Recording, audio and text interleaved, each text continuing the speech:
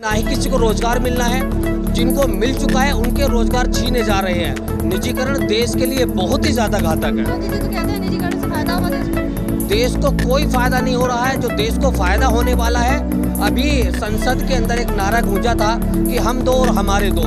उन दोनों को फायदा जरूर होता दिख रहा है देश के अंदर। गिनती के 3-4 इन लोगों ने उद्योगपतियों को पकड़ा हुआ है। उन्हीं उद्योगपतियों के माध्यम से ये देश को पूरी तरीके से जंजीरों पर जकड़ रहे हैं।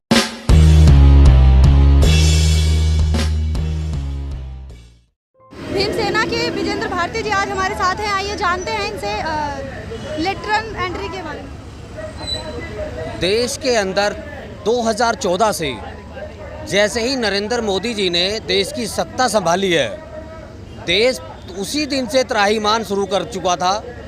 देश की जनता सड़कों पर है। कभी भारत बंद को लेकर के आती है, कभी एनआरसी को लेकर के आती है, कभी किसान आंदोलन को लेकर के आती है और कभी अपने अधिकारों को लेकर के आती है। और इसी के साथ साथ अपने संविधान को सुनिश्चित करने के लिए, उसकी रक्षा और सुरक्षा करने के लिए देश की जनता भी सड़कों पर आती है। इस सरकार में पूरी तरीके से देश के SC ST OBC minority, Christian, Muslim सभी समुदायों का पूरी तरीके से शोषण किया जा रहा है। ये शोषण बर्दाश्त के बाहर है। जनता सड़कों पर आ रही है और सरकार सोई हुई है। देश का किसान भी आज सड़कों पर काफ़ी समय से 60-65 दिनों से सड़कों पर है। देश के अंदर 200 से ज़्यादा किसानों की मौत हो जाती है।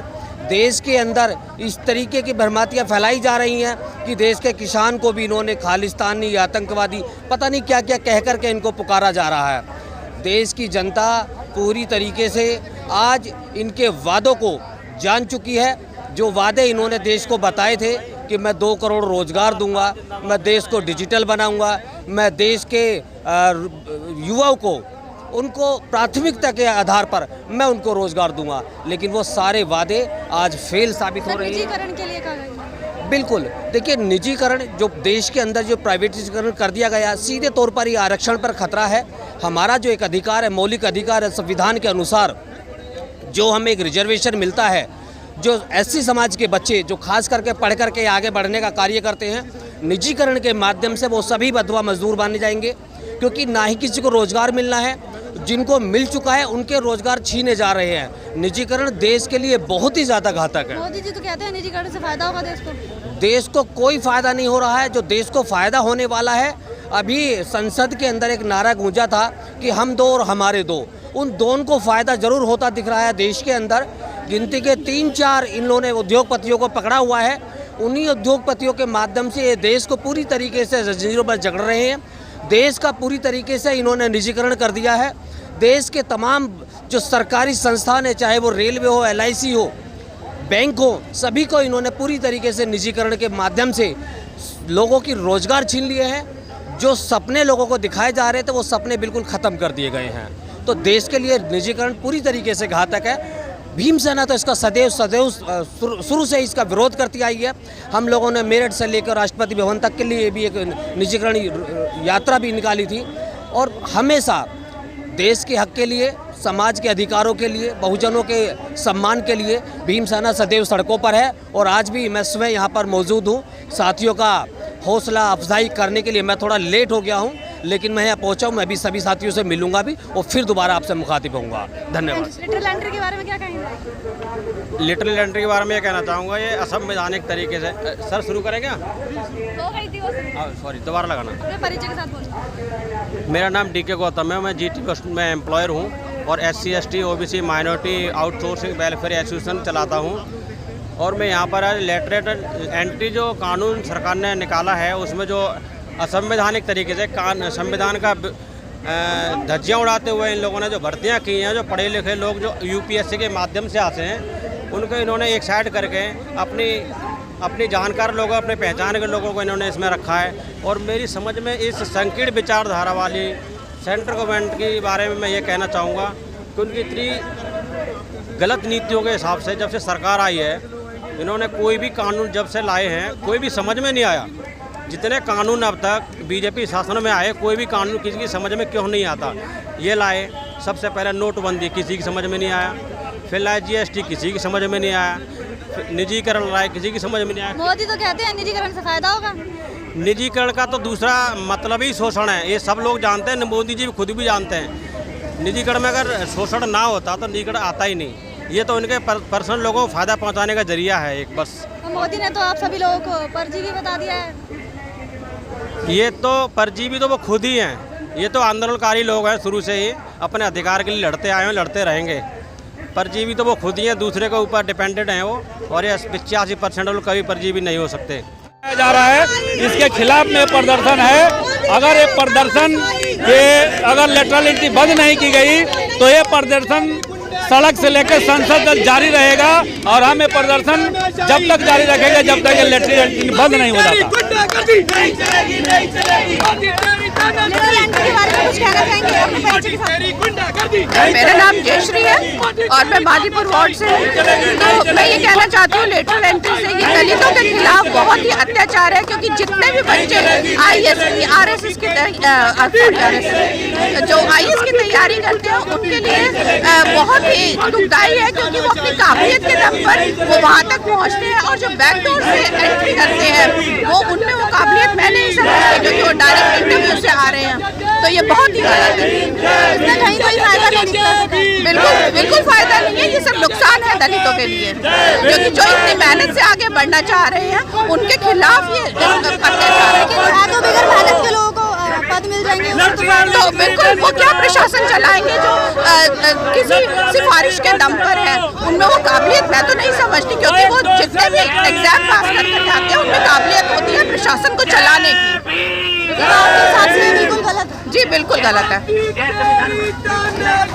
नहीं चलेगी, नहीं चलेगी मोदी तेरी गुंडागर्दी, नहीं चलेगी, नहीं चलेगी मोदी तेरी।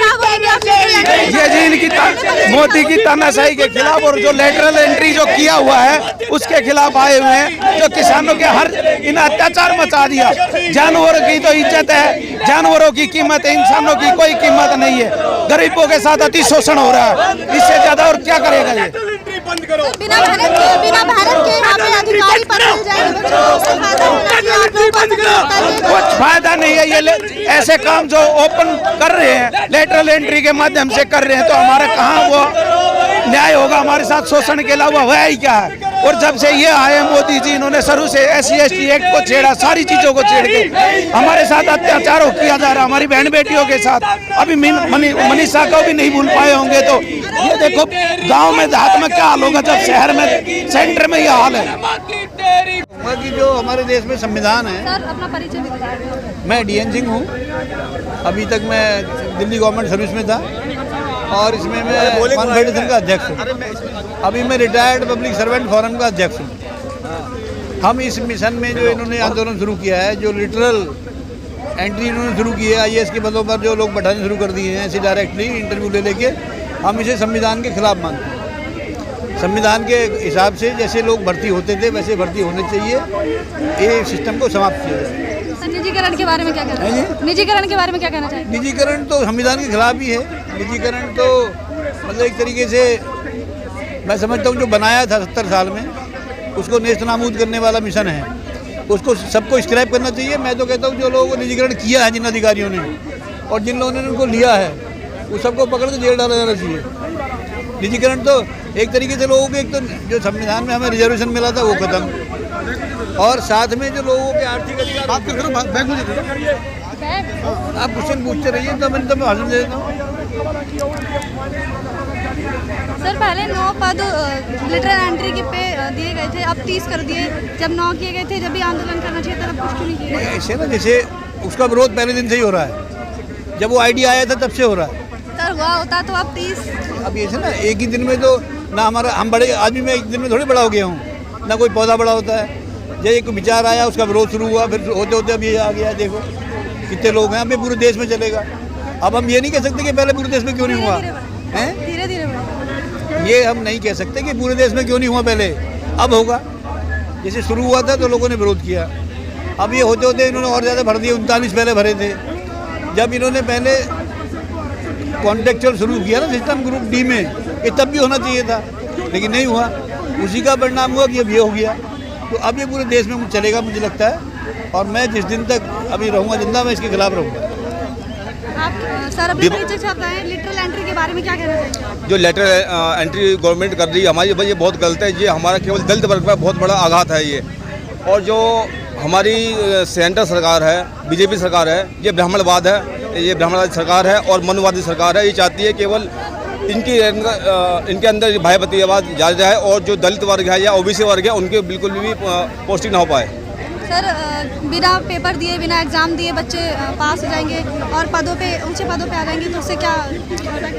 इससे ये होगा कि इससे जो बिना पढ़े हुए या जिनको कोई एक्सपीरियंस बिल्कुल भी नहीं है, तो मेहनत नहीं करनी पड़ेगी बच्चों को, मेहनत नहीं करनी पड़ेगी बच्चों को, मेहनत कुछ करनी पड़ेगी कि ये केवल भाईपतीवाद है। उनकी जॉब लग जाएगी वहाँ पर और कुछ करना उनको आएगा नहीं। उनको जो गवर्नमेंट को ऑर्डर करेगी वो ऑर्डर पास कर देंगे। ये गलत है, बहुत बिल्कुल गलत है ये।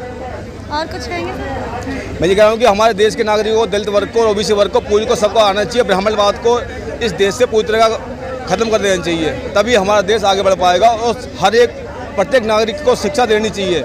सरकार हमारी कोई भी सरकार हो, उसका एक बिल लानी चाहिए जो जिससे उसके अंदर मिनिमम 12वीं क्लास तक उनको पढ़ने की अनिवार्यता की जाए, ताकि जिससे उसी से ही पब्लिक के अंदर समझ आएगी। परिचय के साथ बताइए। मैं प्रवीण वर्मा एडवोकेट, दिल्ली गवर्नमेंट मुख्यमंत्री आंगनवाड़ी कमेटी से मेंबर हूँ। आज जो ये लिटरेट एंट्री पे जो इस तरह का इतना बड़ा ये हमने आह्वान किया है, इसका क्या है कि डायरेक्ट यूपीएससी के थ्रू जो बच्चे दिन रात एक करके पढ़ाई करते हैं, उसमें जो सरकार के द्वारा और केंद्र सरकार के द्वारा एक गलत तरीके से डायरेक्ट एंट्री का है, इसका हम पुरजोर विरोध करते हैं। मिशन जय भीम के माध्यम से और बाकी संगठनों के माध्यम से SC ST OBC पे हो रहे इस अत्याचार के खिलाफ हम पुरजोर विरोध करते हैं। सर पहले भी तो विरोध होना चाहिए था इस चीज़ का, जब खाली 9 सीटें निकाली गई थी, अब तो 30 कर दी गई है। पहले विरोध होता था शायद 30 सीटें। हमारी नॉलेज में अभी आया है, तो अभी से हम स्टार्ट करेंगे। आपको पहले से नहीं पता था? नहीं, पहले से नहीं पता था, अभी हमारी नॉलेज में आया और हम अभी तो यहाँ दिल्ली से स्टार्ट कर रहे हैं। इसके बाद यदि इस पर रोक नहीं लगी तो हम पूरे भारत में ये काम करेंगे आंदोलन। सर निजीकरण के बारे में कुछ कहेंगे क्या? निजीकरण से भी मेरा तात्पर्य है कि निजीकरण नहीं होना चाहिए। गवर्नमेंट की कुछ शाखाएं हैं, क्योंकि यदि निजीकरण हो गया तो आम नागरिक के बीच में जो है आम नागरिकों से जुड़ हो जाएगी। जिस तरीके से आप रेलवे का ले लीजिए, रेलवे जो अडानी और अंबानी के उस पर कर रहे हैं, इससे क्या है कि किराया बहुत महंगा हो रहा है। अभी आप रिसेंटली में जाकर देखें तो जम्मू कटरा के लिए जो ट्रेन चलाई थी सेंट्रल गवर्नमेंट ने, भारत सरकार की जो ट्रेन चल रही है, उसमें क्या है अभी जो प्राइवेट है और उसका बहुत महंगा टिकट है, जिससे कि जनरल पब्लिक नहीं जा पा रही वहाँ तक, वो केवल जम्मू तक ही जाती है, जिससे कि पब्लिक का हरासमेंट हो रहा है। सब्सक्राइब करें आपके अपने चैनल समता आवाज़ टीवी को, बेल आइकन दबाना ना भूलें सबसे पहले हमारी वीडियो देखने